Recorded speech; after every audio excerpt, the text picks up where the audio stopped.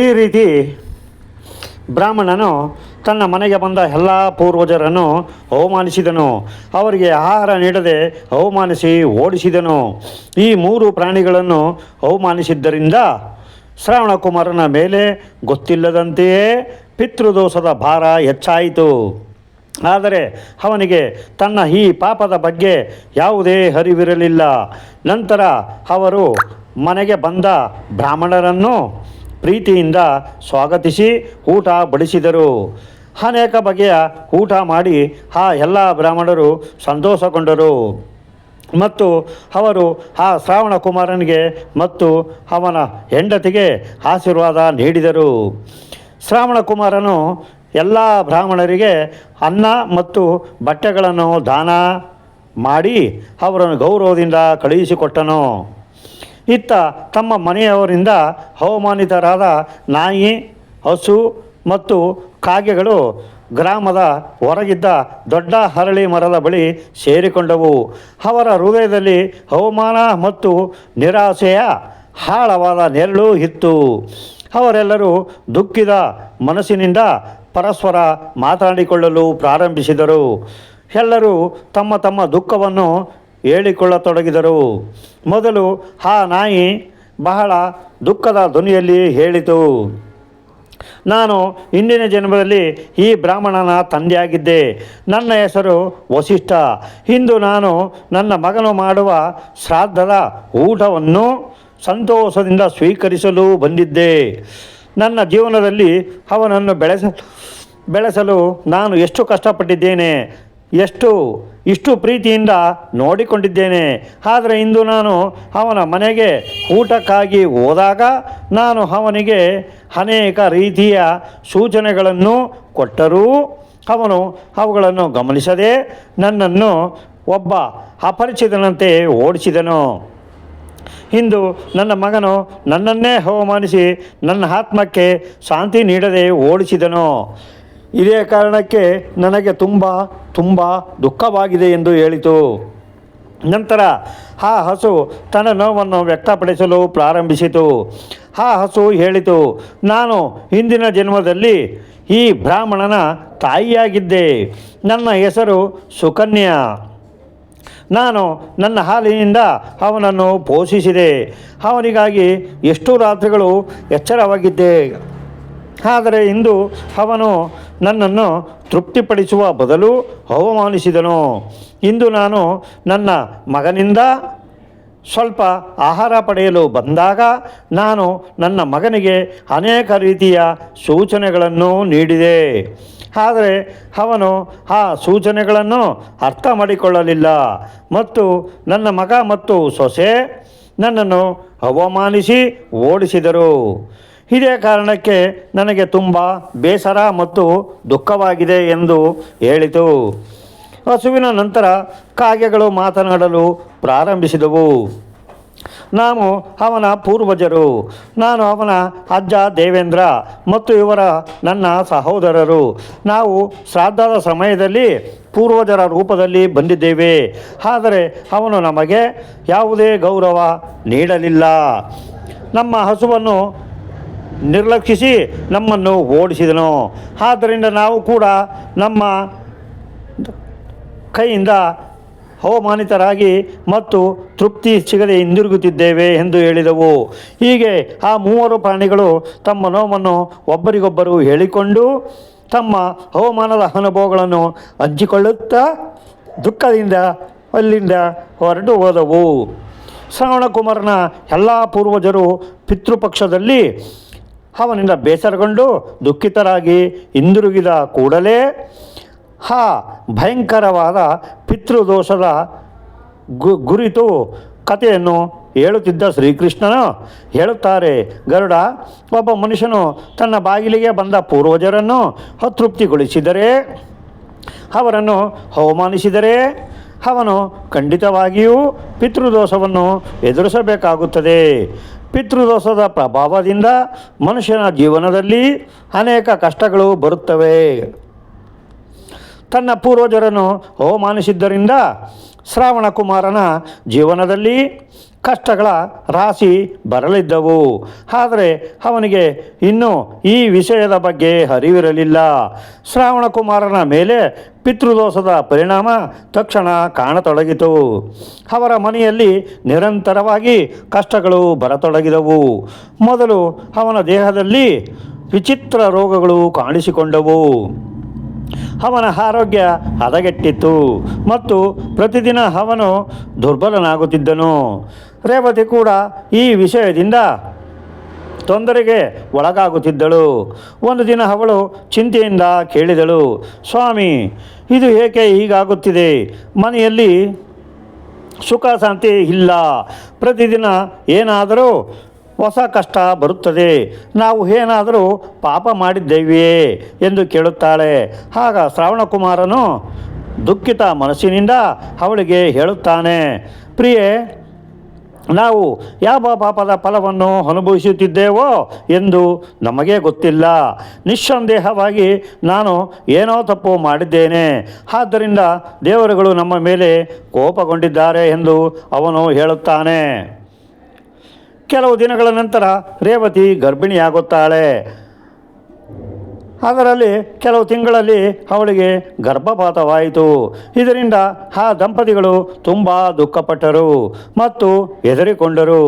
ರೇವತಿ ತನ್ನ ಗಂಡನಿಗೆ ಕೇಳಿದಳು, ಸ್ವಾಮಿ, ಶ್ರಾದ್ದ ಪಕ್ಷದಲ್ಲಿ ನಮ್ಮಿಂದ ಯಾವುದಾದರೂ ತಪ್ಪು ಆಗಿದೆಯೇ? ನಮ್ಮಿಂದ ಪಿತೃದೇವತೆಗಳು ಅತೃಪ್ತರಾಗಿದ್ದಾರೆಯೇ? ಈ ಎಲ್ಲ ದೋಷಗಳು ನನಗೆ ಪಿತೃದೋಷದಂತೆ ಕಾಣುತ್ತಿದೆ ಎಂದು ಹೇಳುತ್ತಾಳೆ. ಆಗ ಶ್ರಾವಣಕುಮಾರನು ಕೂಡ, ನನಗೆ ಗೊತ್ತಿಲ್ಲ ರೇವತಿ, ನಾವು ಶ್ರಾದ್ದವನ್ನು ಪೂರ್ಣ ವಿಧಾನದಿಂದ ಮಾಡಿದ್ದೇವೆ. ಆದರೂ ನಮಗೆ ಈ ಕಷ್ಟ ಹೇಗೆ ಬರುತ್ತಿದೆ ಎಂದು ಯೋಚಿಸಿದನು. ಇದಾದ ನಂತರ ಅವರ ಆಸ್ತಿ ನಿಧಾನವಾಗಿ ನಾಶವಾಗತೊಡಗಿತು. ವ್ಯಾಪಾರ ನಿಂತು ಹೋಯಿತು ಮತ್ತು ಸಾಲದ ಭಾರ ಹೆಚ್ಚಾಯಿತು. ಮನೆಯಲ್ಲಿ ದಿನೇ ದಿನೇ ನೆಮ್ಮದಿ ಇಲ್ಲದಂತೆ ಆಯಿತು. ಎಲ್ಲೆಡೆಯೂ ನಿರಾಸೆ ಮತ್ತು ಕಷ್ಟಗಳು ತುಂಬಿಕೊಂಡವು. ಮನೆಯಲ್ಲಿ ಹೆಚ್ಚಿನ ತೊಂದರೆ ಮತ್ತು ಸಂಕಟಗಳಿಂದಾಗಿ ಅವರಿಬ್ಬರು ದುಃಖಿತರಾದರು. ಅವರ ಮನಸ್ಸಿನಲ್ಲಿ ಒಂದು ಬಗೆಯ ಭಯ ಉಂಟಾಯಿತು ಮತ್ತು ಅವರು ಯಾವುದೇ ಒಳ್ಳೆಯ ಕೆಲಸವನ್ನು ಮಾಡಲು ಹೆದರಿದರು. ಒಂದು ದಿನ ರೇವತಿ ತನ್ನ ಗಂಡನಿಗೆ ಹೇಳುತ್ತಾಳೆ, ಸ್ವಾಮಿ, ನಮ್ಮ ಜೀವನದಲ್ಲಿ ಈ ದುಃಖ ಏಕೆ ಬಂದಿತು? ದಯವಿಟ್ಟು ನೀವು ಯಾರಾದರೂ ದೊಡ್ಡ ಋಷಿಯ ಹತ್ತಿರ ಹೋಗಿ ಈ ಸಮಸ್ಯೆಗೆ ಪರಿಹಾರ ಕೇಳಿ. ಇಲ್ಲದಿದ್ದರೆ ನಮ್ಮ ಎಲ್ಲವೂ ನಾಶವಾಗುತ್ತದೆ ಎಂದು ಹೇಳುತ್ತಾಳೆ. ಕೊನೆಗೆ ಒಂದು ದಿನ ಶ್ರಾವಣಕುಮಾರನು ಒಂದು ನಿರ್ಧಾರಕ್ಕೆ ಬರುತ್ತಾನೆ. ಅವನು ಒಬ್ಬ ಜ್ಞಾನಿ ಋಷಿಯ ಬಳಿ ಹೋಗಿ ತನ್ನ ಸಮಸ್ಯೆಗೆ ಪರಿಹಾರ ಕೇಳಲು ಬಯಸಿದನು. ನಗರದ ದಕ್ಷಿಣದಲ್ಲಿ ಒಂದು ಪ್ರಸಿದ್ಧ ಆಶ್ರಮವಿತ್ತು. ಅಲ್ಲಿ ಮಹರ್ಷಿ ಅಗಸ್ತ್ಯರು ವಾಸವಾಗಿದ್ದರು. ಶ್ರಾವಣಕುಮಾರನು ಆ ಋಷಿ ಆಶ್ರಮಕ್ಕೆ ತಲುಪಿದನು. ಅಲ್ಲಿಗೆ ತಲುಪಿ ಅಗಸ್ತ್ಯರಿಗೆ ನಮಸ್ಕರಿಸುತ್ತಾನೆ. ಆಗ ಅಗಸ್ತ್ಯರು ಹೇಳುತ್ತಾರೆ, ಮಗು, ನೀನು ಬಹಳ ದುಃಖಿತ ಮತ್ತು ಚಿಂತಿತನಾಗಿ ಕಾಣುತ್ತಿದ್ದೀಯಾ? ನಿನ್ನ ದುಃಖಕ್ಕೆ ಏನು ಕಾರಣ ಎಂದು ಕೇಳಿದರು. ಆಗ ಶ್ರಾವಣಕುಮಾರನು ತನ್ನ ತಲೆ ಬಗ್ಗಿಸಿ ವಿನಮ್ರ ಸ್ವರದಲ್ಲಿ ಹೇಳುತ್ತಾನೆ, ಸ್ವಾಮಿ, ನಾನು ಅನೇಕ ಕಷ್ಟಗಳಿಂದ ಸುತ್ತುವರಿದಿದ್ದೇನೆ. ಮೊದಲು ನಮ್ಮ ಜೀವನ ಸುಖಮಯವಾಗಿತ್ತು. ಆದರೆ ಈಗ ನಮ್ಮ ಮೇಲೆ ನಿರಂತರವಾಗಿ ಕಷ್ಟಗಳು ಬರುತ್ತಿವೆ. ನಾವು ಜೀವನದಲ್ಲಿ ಎಂದಿಗೂ ಯಾವುದೇ ಪಾಪ ಮಾಡಿಲ್ಲ, ಎಂದಿಗೂ ಯಾವುದೇ ಅಶುಭ ಕೆಲಸ ಮಾಡಿಲ್ಲ. ಆದರೂ ನಮ್ಮ ಮೇಲೆ ಹಠಾತ್ತಾಗಿ ಈ ಸಂಕಟ ಏಕೆ ಬಂದಿದೆ? ನನ್ನ ಹೆಂಡತಿಯ ಗರ್ಭವು ನಾಶವಾಗಿದೆ ಮತ್ತು ನಮ್ಮ ಸಂಪತ್ತು ಕೂಡ ನಾಶವಾಗಿದೆ. ದಯವಿಟ್ಟು ನೀವು ನಮಗೆ ಮಾರ್ಗದರ್ಶನ ಮಾಡಿ ಮತ್ತು ನಮ್ಮಿಂದ ಯಾವ ಪಾಪ ಆಗಿದೆ ಮತ್ತು ಅದಕ್ಕೆ ಪ್ರಾಯಶ್ಚಿತ್ತ ಹೇಗೆ ಮಾಡಬೇಕು ಎಂದು ಹೇಳಿ ಎಂದು ಕೇಳಿದನು. ಆಗ ಅಗಸ್ತ್ಯರು ಹೇಳುತ್ತಾರೆ, ಸರಿ ಮಗು, ನಾನು ಧ್ಯಾನ ಮಾಡಿ ನಿನ್ನಿಂದ ಯಾವ ಪಾಪವಾಗಿದೆ ಎಂದು ನೋಡುತ್ತೇನೆ. ನಂತರ ಮಹರ್ಷಿ ಅಗಸ್ತ್ಯರು ಕಣ್ಣು ಮುಚ್ಚಿ ಆಳವಾದ ಧ್ಯಾನಕ್ಕೆ ಹೋದರು. ಅವರು ಶ್ರಾವಣಕುಮಾರನ ಜೀವನ ಮತ್ತು ಅವನ ಕರ್ಮಗಳನ್ನು ತಮ್ಮ ದಿವ್ಯ ದೃಷ್ಟಿಯಿಂದ ನೋಡಿದರು. ಸ್ವಲ್ಪ ಸಮಯದ ನಂತರ ಅವರು ಕಣ್ಣು ತೆರೆದು ಗಂಭೀರವಾಗಿ ಹೇಳಿದರು, ಮಗು, ನಿನ್ನ ದುಃಖಕ್ಕೆ ಕಾರಣ ಪಿತೃದೋಷ. ಇದರ ಅರ್ಥ ನೀನು ಪೂರ್ವಜರನ್ನು ಬೇಸರಗೊಳಿಸಿದ್ದೀಯ. ಪಿತೃಪಕ್ಷದ ದಿನಗಳಲ್ಲಿ ನಿನ್ನ ಪೂರ್ವಜರು ಹಸು, ಕಾಗೆ ಮತ್ತು ನಾಯಿಯ ರೂಪದಲ್ಲಿ ನಿನ್ನ ಮನೆಗೆ ಬಂದಿದ್ದರು. ಆದರೆ ನೀನು ಅವರನ್ನು ಗೌರವಿಸಲಿಲ್ಲ. ನೀನು ಅವರನ್ನು ಹಸಿದಿರುವಾಗಲೇ ಓಡಿಸಿದ ಕಾರಣ ನಿನಗೆ ಪಿತೃದೋಷದ ಶಾಪ ತಗುಲಿದೆ ಎಂದು ಹೇಳುತ್ತಾರೆ. ಇದನ್ನು ಕೇಳಿ ಶ್ರವಣಕುಮಾರನಿಗೆ ತನ್ನ ತಪ್ಪು ತಿಳಿಯಿತು. ಅವನು ದುಃಖದಿಂದ ಹೇಳುತ್ತಾನೆ, ಸ್ವಾಮಿ, ದಯವಿಟ್ಟು ನನ್ನನ್ನು ಕ್ಷಮಿಸಿ. ಹಸು, ನಾಯಿ ಮತ್ತು ಕಾಗೆಯ ರೂಪದಲ್ಲಿ ನನ್ನ ಪೂರ್ವಜರೇ ಬಂದಿದ್ದರು ಎಂದು ನನಗೆ ಗೊತ್ತಿರಲಿಲ್ಲ. ನನ್ನಿಂದ ದೊಡ್ಡ ತಪ್ಪು ಆಗಿದೆ ಸ್ವಾಮಿ. ದಯವಿಟ್ಟು ನನಗೆ ಈ ದೊಡ್ಡ ಪಾಪದಿಂದ ಹೊರಬರಲು ಒಂದು ದಾರಿ ಹೇಳಿ. ಇದರಿಂದ ನಾನು ನನ್ನ ಪೂರ್ವಜರನ್ನು ಸಂತೋಷಪಡಿಸಿ ಅವರ ಆಶೀರ್ವಾದವನ್ನು ಮತ್ತೆ ಪಡೆಯಬಹುದು ಎಂದು ಹೇಳುತ್ತಾನೆ.